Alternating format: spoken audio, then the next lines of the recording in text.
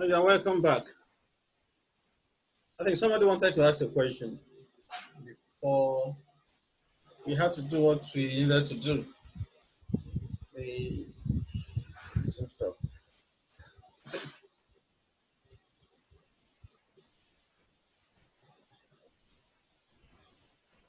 And listen, somebody wanted to ask a question. Can we take the question?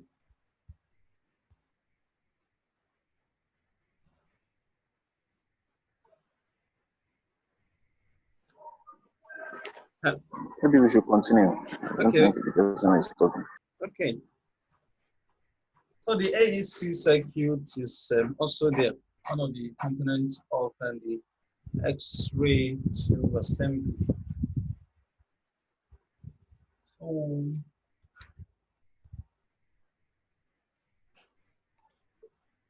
Yeah, good morning, sir. okay, Please, I requested that, well done, sir. Please, I requested that you go over the AEC afresh. oh, Like you kind of rushed it the other time. So before we went on the trip, I mean, 2 minutes break. okay. Thank you, sir. You're welcome. The AEC, the automatic.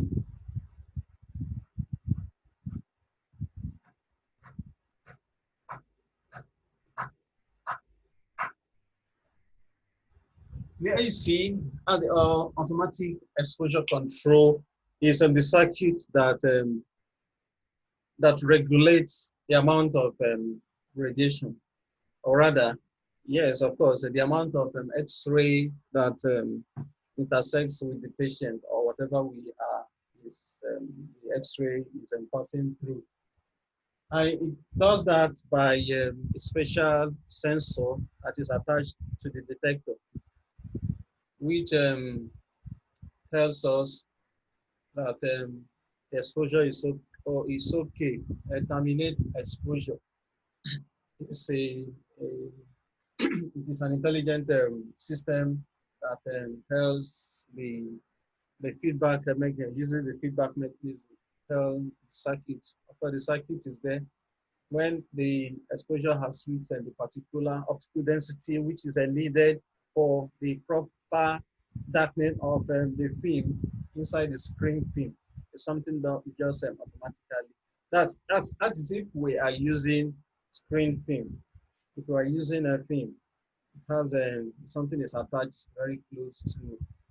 But if you are using if it's digital, of course, the digital sensor is there to take care of the AEC. So the AEC, for example, if you need a particular optical density, OD, for the right amount of radiation, then when it gets to that set OD, maybe we are looking at OD of 2.5, we get to that later, most probably later today.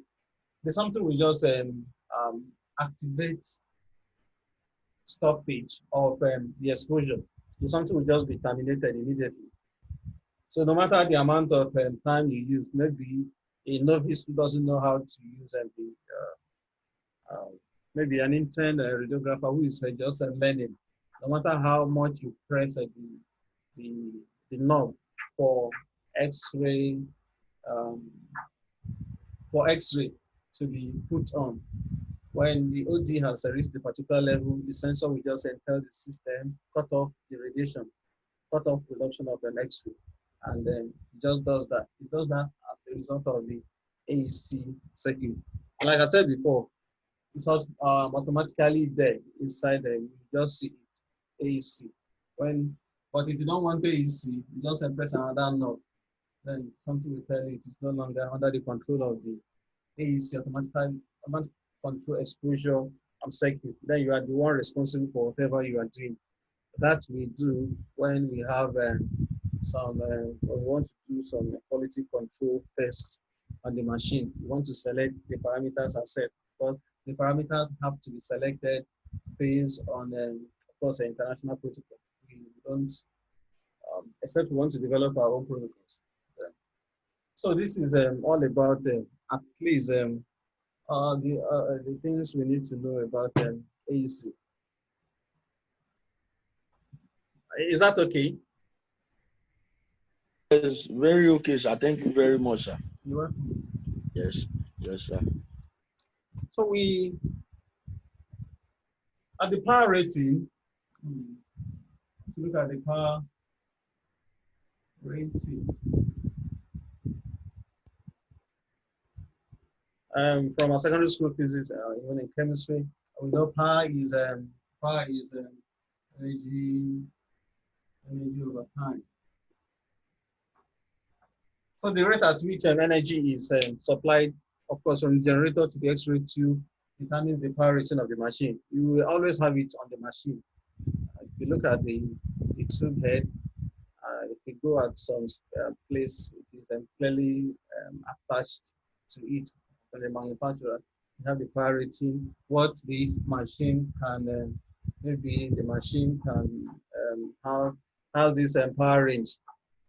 If the energy, if the electricity supply is not able to get up to that particular power, maybe ampere is in terms of watts. Ampere is measured in watts. You always see it has to be up to this minimum amount of wattage. If it's not up to that, the machine won't come on. No matter what you do to it, it won't come on. So it has its own watt and specification.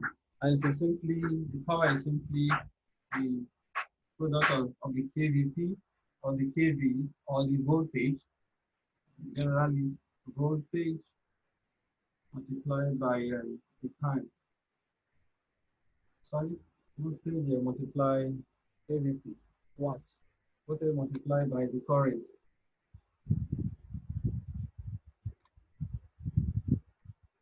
Voltage multiplied by the current. That will give us the power rating of the X-ray tube.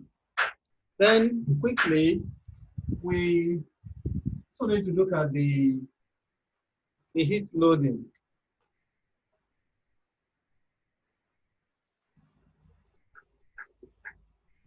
The heat loading of the machine is the deposition of energy. Heat is a form of energy. Of course, the heat is measured in the joule. Measured in joule. At a particular kVp, want to know the heat loading.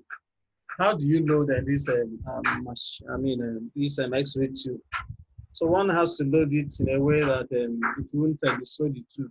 But these modern day machines, modern day X-ray tube, they are very, very intelligent in the sense that you can't load it more than the amount, the required heat it can manage, because the heat has to be dissipated through the oil and through the copper attached to the cathode, attached to the anode, through the rotor, blah, blah, blah, to the oil tank, which is continually being circulated through conventional means of energy transfer.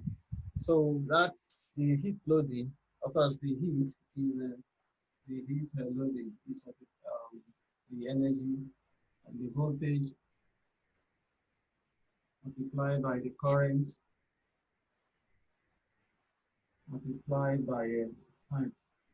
So the more the time you set, the more the heat that is going to be generated. The more the current, the more the heat, the more the voltage, the more the heat. So all these are three components, three variables lead to the heat.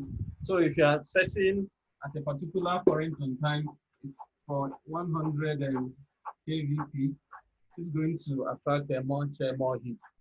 The CT that we have in so many things that contribute to this heat loading. Of course, how the machine is going to efficiently, of course, dissipate the heat is will also determine. This one, of course, will be constant, but the ability of the machine to receive more of this thing depends on how fast the something cools down. For example, in the CT we have in A&E, at times, if you consistently expose it, maybe you have a large volume, you have a procedure that takes time. Maybe you want to do pelvic scan of a thick, very, very thick patient. Maybe the machine has been used for several patients and so on and so forth. And I want to say, okay, I want to do this. At times, the machine will just tell you that it needs some seconds to rest. I mean, it couldn't be able to expose. They tell you it needs every 210 seconds, as the case may be. It is because at that point in time, the machine, it should be still hot to accommodate any loading again you want to give to. So the efficiency of the machine, the heat loading of the machine has a lot to do with the rate at which.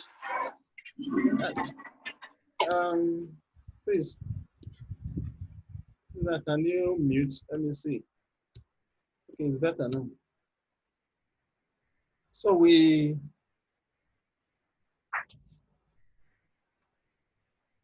so the heat loading is the energy supplied to the X-ray tube, which determines the amount of the heat that will be generated. And the amount of heat generated will now the ability for it to be able to take in more maybe exposures will depend on how fast the system dissipates the heat.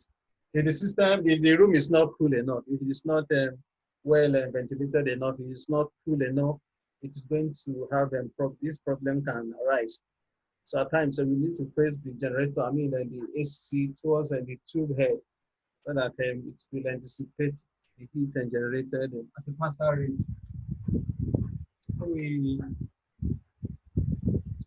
So that's anode cooling and heating. We have briefly talked about. Now I want to look at some factors of an X-ray emission. Factors of X-ray emission.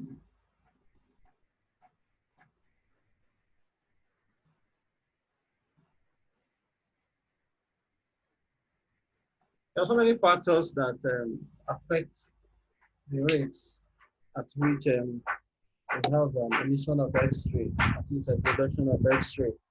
Some of these factors depend on the anode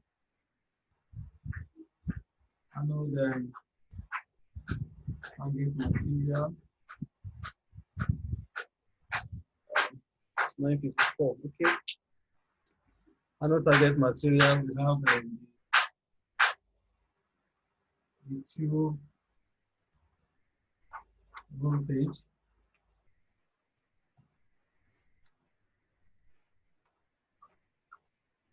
To current.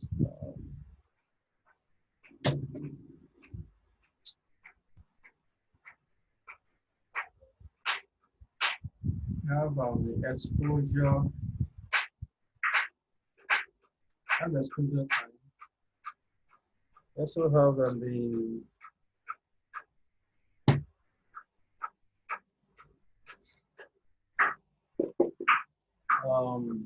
filter, the beam filtration filters.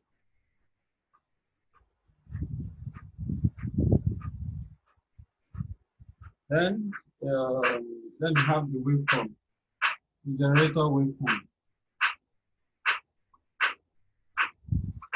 Generator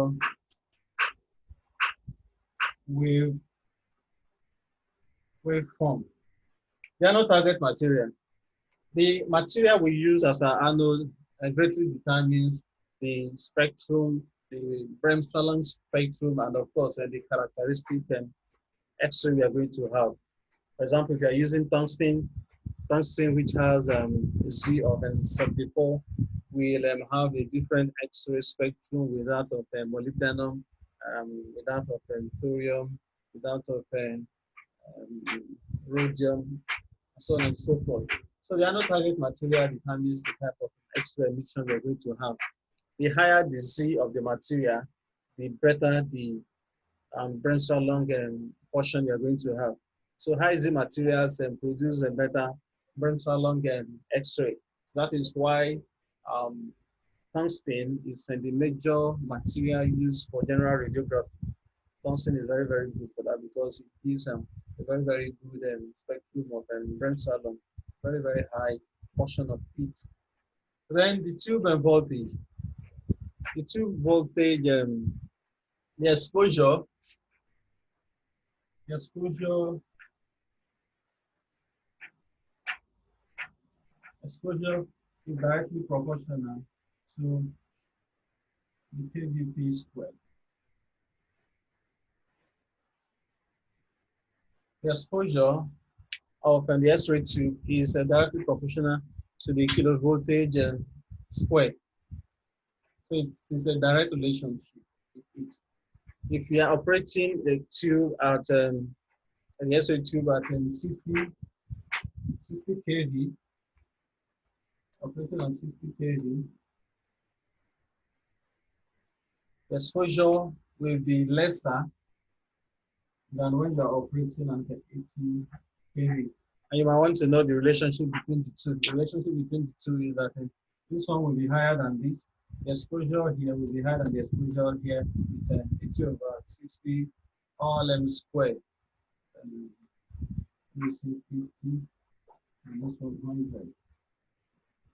So it's 100/50 all squared. So now I have 2 squared, which is 4.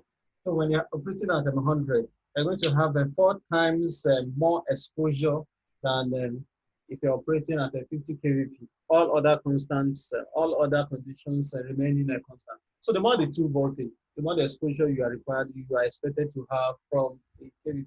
So that is why further patients require higher exposure. That is, which will be accomplished by setting a higher kVp. Two current, of course, directly proportional. The more the time of current, the more the current in which you are operating, the higher the exposure one is going to have. It is a direct consequence of the two current, because two current, it means you are looking at more X-ray photons being emitted. If you have maybe at 80 kVp, you won't compare the number of electrons emitted at 100 kVp. You're going to have 100 amperes, 100 amperes. You compare it to, of course, deal with a milliampere, 50 milliampere. Let's say 2 milliampere. You can compare it to 5 milliampere. And this one will give, this one is as a result of more electrons. So more electrons, of course, will give us more exposure. This one is also directly related to time. Is also directly as can be explained in the same way we explained the current. The more the exposure time. If you set the exposure time at maybe 4 milliseconds, and you set another exposure time as one millisecond. The one with the 4 milliseconds is going to deliver 4 times the exposure you are going to have at 1 millisecond. So it is a direct relationship. This one is direct, this one is direct, this one is squared. Then beam filtration. The beam filtration we saw the other time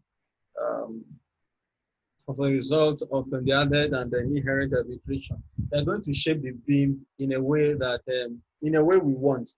So if you add some filters into the beam, they are going to remove the lower energetic photons, which we don't actually need.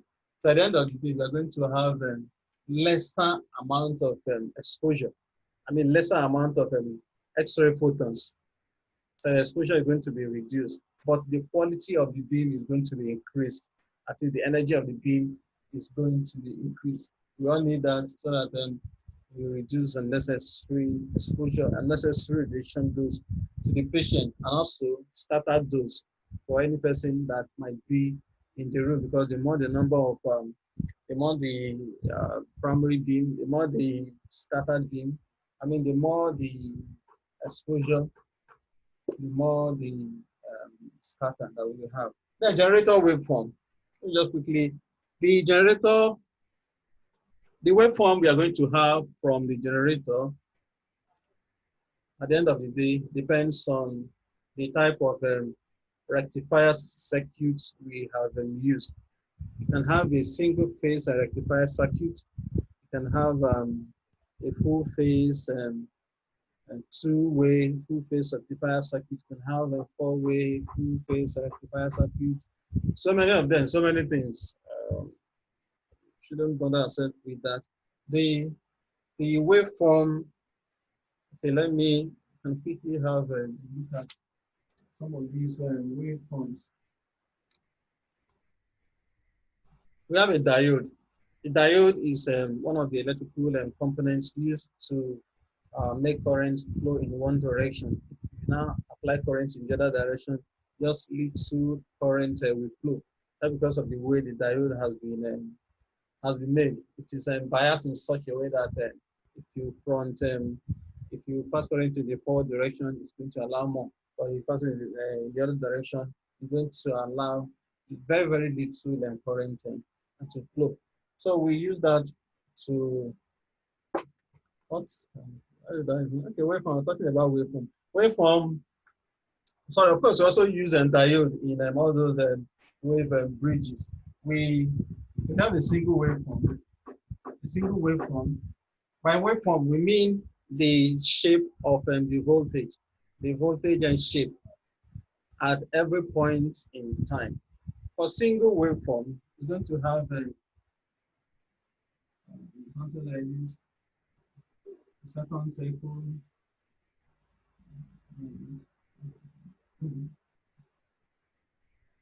This is an alternating current. So if you now apply a diode, which allows current to flow in only one direction, at this stage, during the half first cycle, current will flow. During the other cycle, we don't have current will flow. When you get to the next cycle, it flows. During the third cycle, the second half cycle won't flow, and so on and so forth. And during this, it will flow, so on and so forth. So the waveform of this is not too, it is not too good. If you now fully rectify it, if you now have a full rectification of, you have a circuit, of course, you can't have a single waveform in an X-ray tube. That is a nonsense. It will defeat the purpose for which the X-ray tube has been bought. Of course, it's not possible. So if you have a full rectified circuit, so during the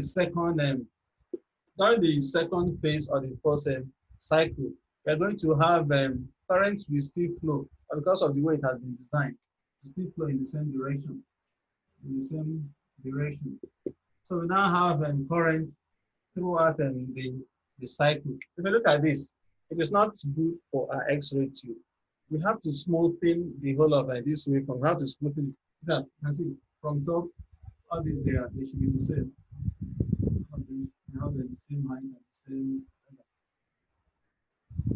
So at this point, you go zero from zero to peak to zero. You go zero. You can see the whole thing. So the waveform that we will need to generate is the one that we have small rip. We wouldn't have so much a distortion in output. You can see this might be around maybe 200 volts or whatever. So but most time it's in between 0 and then 200. So I want to have one that we have a smooth waveform. Please, want to see if you can have something like this.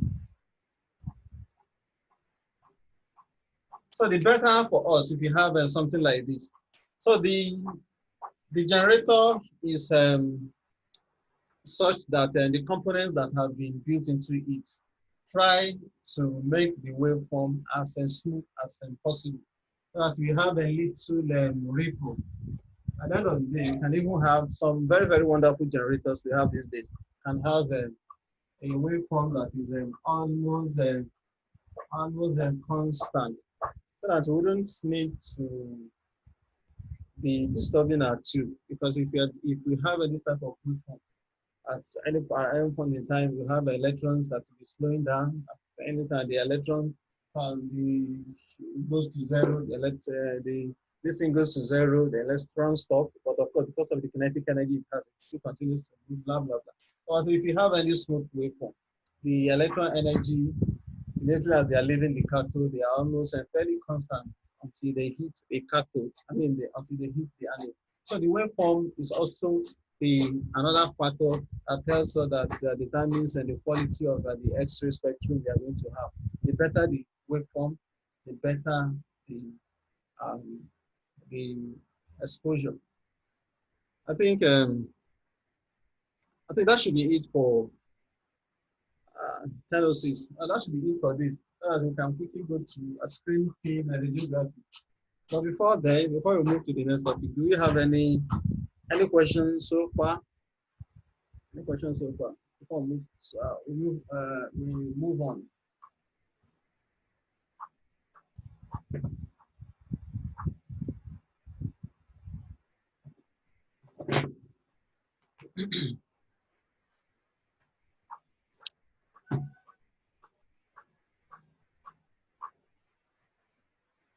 Is there any questions? Or should I go on?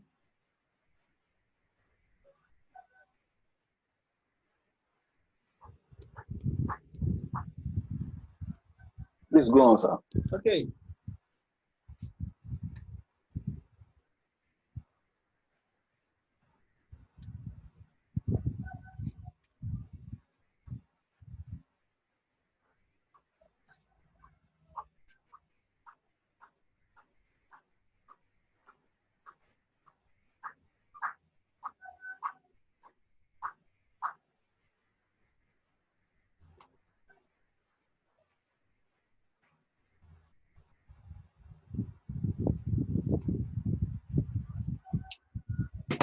Let's look at the screen film radiography.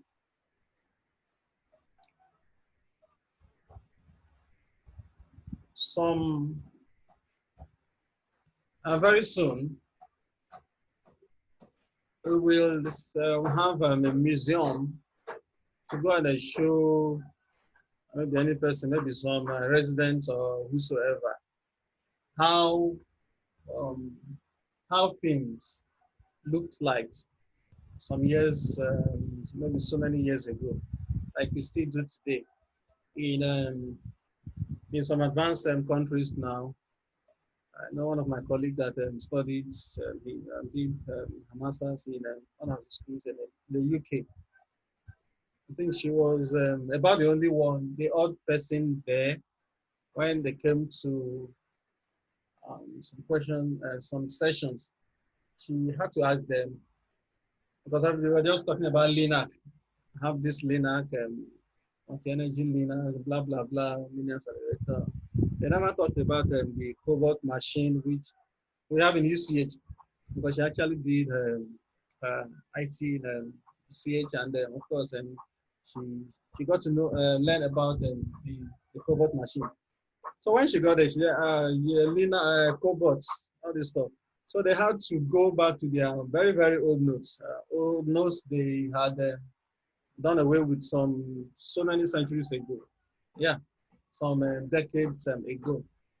To go and read, and they rummaged and gave us some little tips on the cobot machine. So very soon we might have a problem with this, in the sense that we'll be using a screen film again, because everything is gradually going digital. So that is, of course, and that's technology for us. As we advance, we leave some things behind. Now, it's also good for us to know the underlying principle for some of these things. But for us in Nigeria, we still make use of a screen, and we still make use of a film. In fact, it's going to be there for a very long time. Even in developed world, they still make use of a film, because a film has a very, very wonderful contrast, special resolution on some procedures. But digital is trying to make sure it improves in its contrast, in spatial resolution, with some algorithms that have been put into the system that will help during the processing of images that have been acquired. So, but then we need to know some of these things, because they are here with us, and then a good knowledge of these things will actually help us in determining which exposure, at which KVP should this exposure be taken so that we have a very, very good contrast. So screen film radiography. Screen film is um, screen film is a part of the projection radiography we have. Is it falls under it falls under projection radiography. Projection radiography. By projection radiography, we mean the representation of a 3D on a 2D plane. The detector we have is a 2D detector. The film we have, the screen film we have, films are 2D. So the 3D image, the body is a 3D structure. Will cast its image on the 2D. So that is a projection radiography. And again, it is different from and so many modalities we have in CT, in radiology, actually, projection radiography, CT, what's it called? CT is not actually, all those ones, they can be made and they are 3D radiography, 3D projection. So film screen radiography is one of the projection radiography we have. In nuclear medicine, we also have planar radiography. In nuclear medicine, I can scintigraphy. It's also a projection radiography because all we can get is a 2D projection on whatever, maybe on the screen or on the film when it has been developed. And again, we also need to distinguish between emission radiography and transmission. Okay, emission radiography and transmission radiography.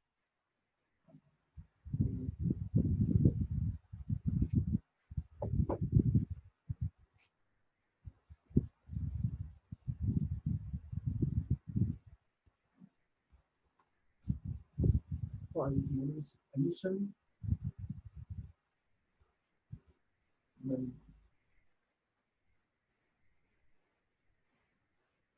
So projection radiography is also a type of transmission radiography in the sense that the the energy source is outside of the patient. The energy source this time around is X-ray tube. The energy source, it is outside. At times it can also be inside. When it is inside, the energy, the radiation transmits from inside the body to outside, to the outside and detector, and so on and so forth. So in nuclear medicine, whatever, imaging, it is emission based, while in other disciplines it is transmission based. Then a little different we have there is for ultrasound, which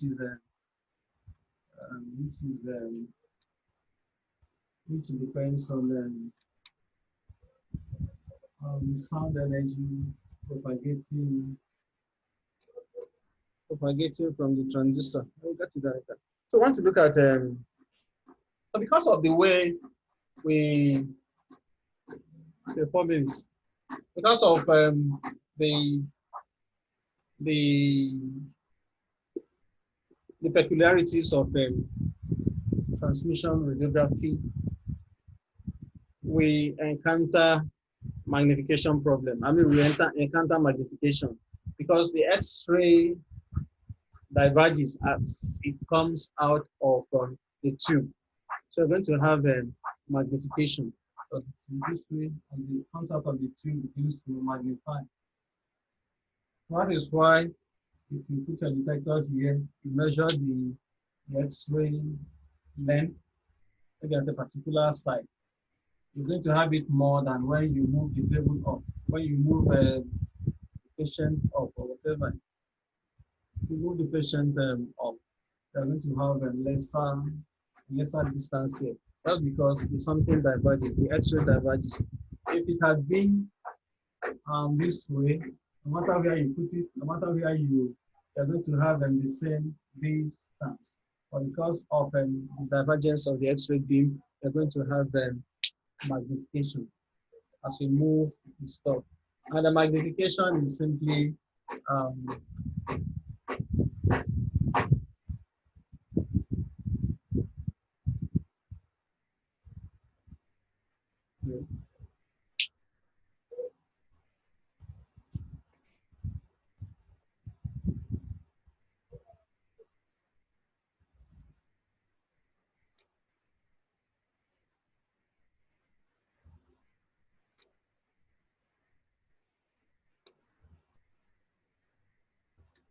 the image of object distance.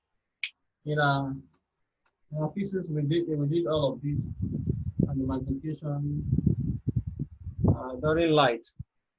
We okay, 2 minutes. During light, we have a magnification to the image distance over object distance.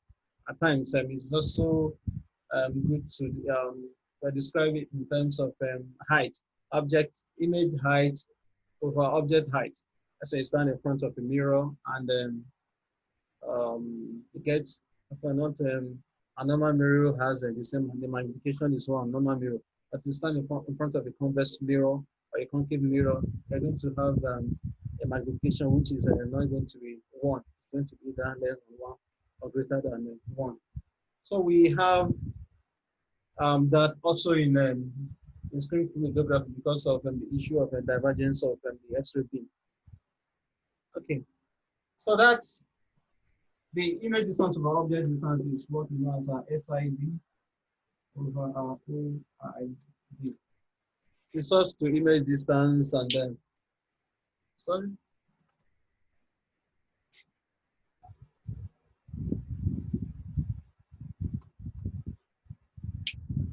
Source to image distance over source to object distance is going to give us a magnification. So if you have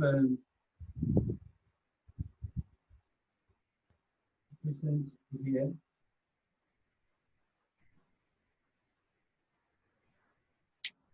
it's going to give us